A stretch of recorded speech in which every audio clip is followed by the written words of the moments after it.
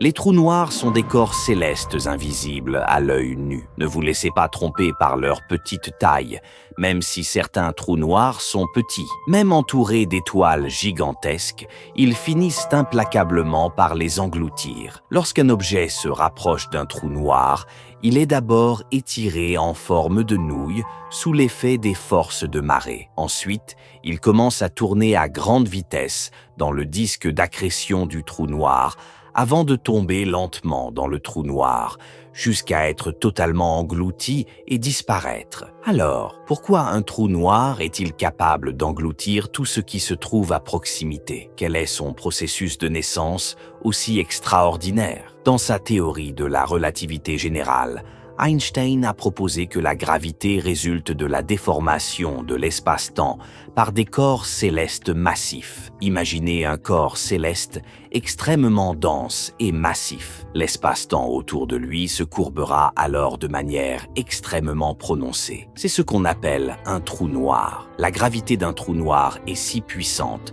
que même la lumière ne peut s'en échapper. Voilà pourquoi nous ne pouvons pas voir les trous noirs. Cependant, les astronomes peuvent encore observer des objets tournant autour de quelque chose d'invisible ou détecter le disque d'accrétion formé lorsque le trou noir dévore des objets. Cela constitue une preuve indirecte de l'existence des trous noirs.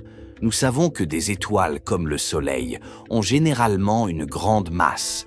En théorie, elles finiront par s'effondrer sous leur propre gravité. Mais pendant que le Soleil fusionne des noyaux d'hydrogène, il libère de l'énergie, générant une pression vers l'extérieur qui équilibre la gravité qui agite à l'intérieur. Cette balance permet au Soleil de brûler de manière stable pendant environ 10 milliards d'années. Cependant, lorsque les grandes étoiles arrivent à la fin de leur vie et que leur hydrogène est épuisé, cet équilibre sera perturbé, ce qui entraînera l'effondrement du noyau. En même temps, les couches extérieures exploseront lors d'une supernova, formant une nébuleuse.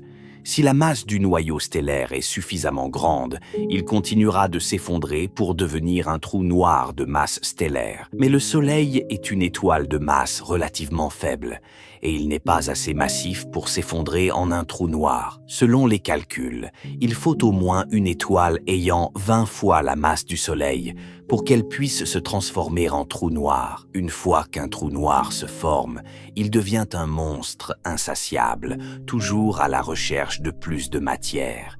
Si on se place dans le contexte de l'univers primitif, où les objets célestes étaient extrêmement denses, les étoiles proches, les planètes, la poussière interstellaire et même les petits trous noirs de même type seraient engloutis un à un. Sa masse augmenterait progressivement jusqu'à devenir un trou noir supermassif. Par exemple, en 2019, le télescope Event Horizon a publié l'image du trou noir supermassif situé au centre de la galaxie M87, qui possède une masse 6,5 milliards de fois celle du Soleil. À partir de l'image, on peut voir que le trou noir lui-même n'est pas visible, mais la lumière éclatante qui l'entoure provient des puissantes explosions de matière qui l'avalent.